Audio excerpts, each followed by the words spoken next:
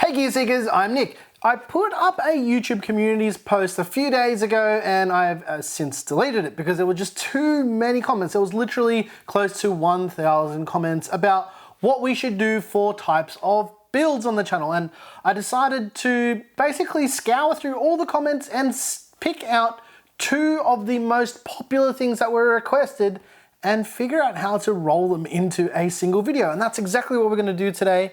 We're going to build a budget ITX, yes, it can be done, a budget ITX work from home PC in the InWin Chopin. And it's not Chopin or Chopin or whatever, it's the Chopin. It's named after Frederick Chopin, a very famous composer. So yeah, that's what we're gonna do today. We're gonna build it and yeah, we're gonna spend as little money as possible. And just as a bit of a caveat, every part that you're seeing in this system, I actually purchased myself. The reason why this video is a lot later than the post that we did on YouTube the other day is because I had to buy one of these, and buying anything right now and getting it shipped to us is absolutely hard. And this case all of a sudden has become super popular. I don't know why. So I had to do a bit of digging to find one locally, and I did. So yeah, I spent money and I built a PC. Well, not yet, we're about to do that now, so let's build it.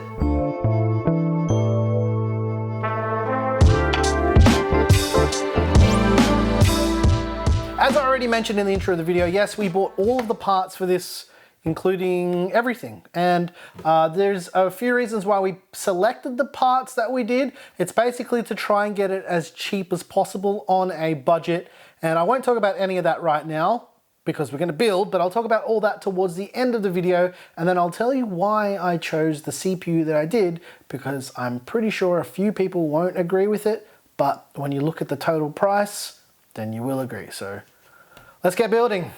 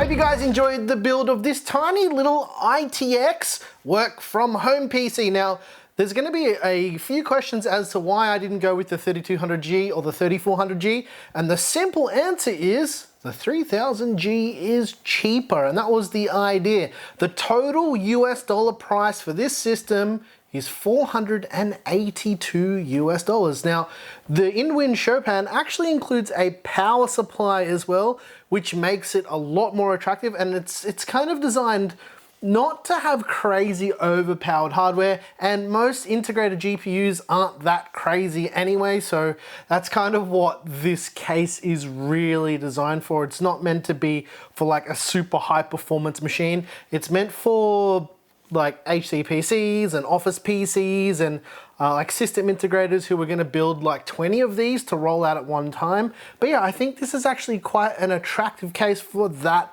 type of use case, and I quite like it. I've been wanting to get my hands on one of these for ages, but every time I go to buy one, something else comes up, or they don't have stock, and then yeah, I just decided it was time to give it a whirl. And as I mentioned as well, it does have that 150 watt power supply, which is more than enough juice for the 3000G.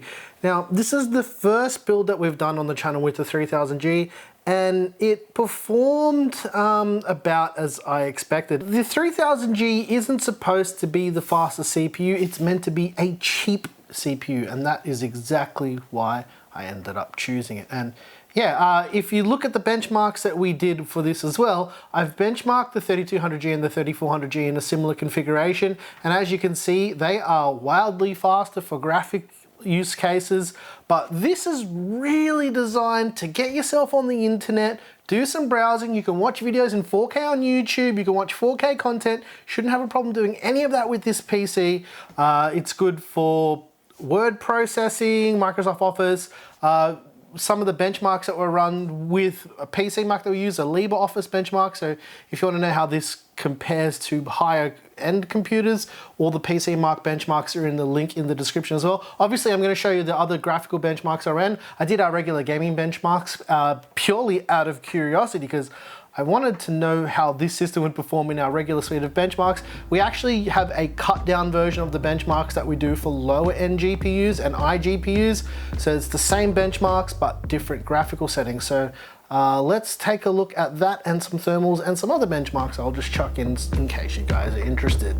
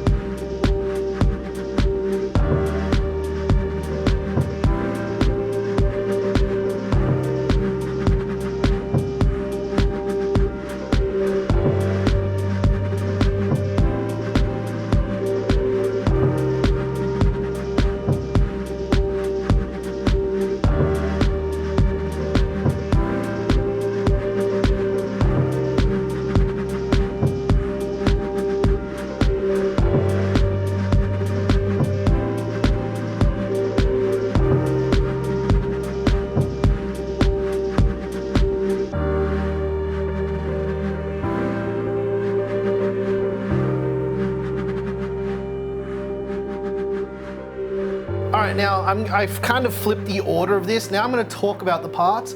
The case is obviously the in-wing Chopin. It is a beautiful case. I really like it. Super easy to build in. In fact, once I put everything on the motherboard, it only took me around 5 minutes to fully assemble this PC and have it up and running, which is probably the fastest build I've ever done in my entire life. Legitimately, motherboard in, plug all the cables in, and it was done. It was so fast. Even like the time-lapse footage, the clip was like 5 minutes, so it's very, very fast. The motherboard we went with was the Asus ROG Strix B450i Gaming. It's a mini ITX board. I actually purchased this probably back in 2018, and we've used it through a couple of builds on the channel. So yeah, I did buy it, but just not specifically for this video. We kind of use it for our lower end ITX projects because the board's pretty decent VRM cooling, a good amount of features. It doesn't have DisplayPort, which I kind of wish it did. It only has HDMI 2.0, but it's more than enough for a system like this. And as I mentioned as well, and as you guys probably know by now, the CPU is the AMD Athlon 3000G. It's a dual core, 4-thread CPU with an integrated Vega 3 GPU. And it's not supposed to be the fastest, and it's definitely not the fastest. It's got a 3.5 gigahertz base clock, and it has an unlocked multiplier, and you can basically overclock it as much as you want, provided you have decent cooling. And speaking of cooling, we use the brand new Cooler Master G200P. It's their low profile ITX cooler with an RGB fan. It's not ARGB. And the reason why I decided to use it and not the stock cooler is because I don't actually have the stock cooler for this CPU. It's a very long story, but I only got just the chip in the little black box that comes with it, and I didn't actually get a stock cooler. And I'm fairly certain that the stock cooler for this probably wouldn't fit in this case anyway, so the Cooler Master cooler is probably the right way to go. The RAM, I used some old RAM that we bought for our old HTPC, and it's 8 gigs of HyperX Fury at 2400 megahertz.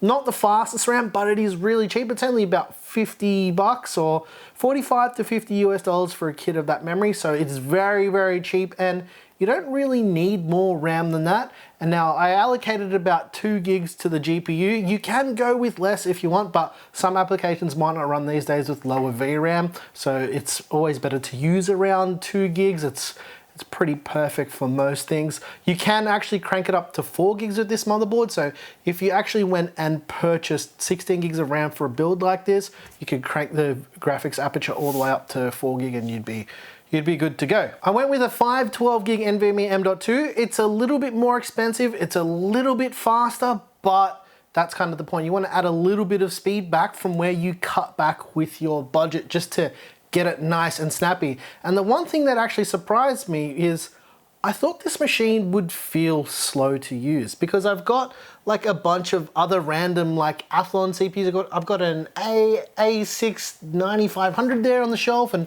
when you use that thing, that's an AIM4 chip by the way, when you use that thing, it just feels really slow. This thing didn't feel slow, and it actually surprised me with the experience that I got out of it. Because remember, this isn't really designed to be for high-end games. You'd be lucky to play games on 720p low with this APU. But yeah, overall, I think it's pretty perfect for a work-at-home PC. You can use your web browsing stuff, you can get onto your remote desktop, you could plug in a webcam and quite easily do video conferencing on it. Yeah, it's kind of perfect. Now, you can't put a GPU in this case either, so don't get your hopes up with that. It's literally just designed to use an iGPU. But yeah, I think it's good. What do you reckon, Claire? Yeah, it's cool. Looks really cool, eh? It's cute. I like it. There's 2 versions of this case as well.